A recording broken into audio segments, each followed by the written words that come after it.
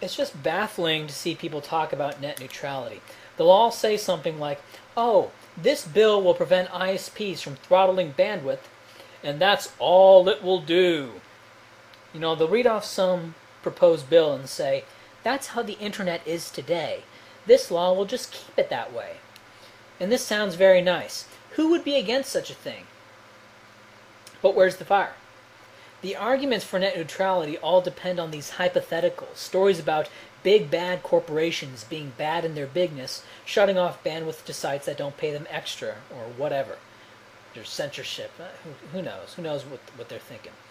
And who will protect us from this hypothetical problem? Why, the FCC, of course. The same agency that can shut down any radio station or TV station practically on a whim because they get to interpret what is decent and proper. Thus, the only agencies that can get TV or radio licenses are the ones that are large enough to be able to bribe the FCC. That is what I believe. Or that are large enough to have the proper connections to not get harassed by the FCC and are able to go through the process of getting a license. Moreover, you have no idea what the final bill is going to look like. You don't know. You might think you do, but you don't. Pelosi and various other concerned parties will purse their lips to express serious concern and add on more powers and more controls through their earmarks and create an omnibus bill. That's what will happen. And this vision of a limited bill with a simple up or down vote, I think these people, they think they're going to write up a bill, that they're going to get together and they're going to write a bill.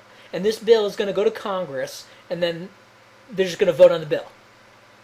Right? It's breathtakingly childlike what these people are thinking. It's like these people actually listened to their civics class and about how government worked and how a bill was actually passed.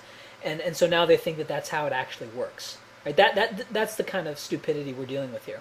So why don't we wait until these big bad corporations actually do something bad before running to the lions for safety? Another point that unfortunately many statists will ignore is that there is a difference between free speech and a free soapbox.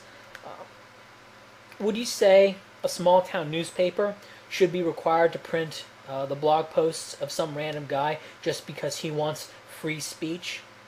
Would it be a violation of free speech to deny the blogger a section of their newspaper? I guess it's just a matter of degree.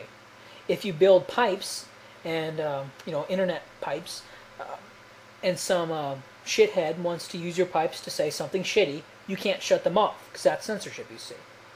Now, what I think is happening is that people are further conflating reasonable practice with what should be violently enforced.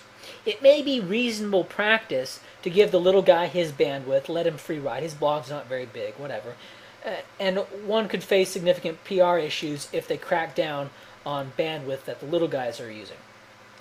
But to go from that to it should be violently enforced that a firm not throttle bandwidth is an unnecessary leap that opens the Pandora's box of the bill-making process.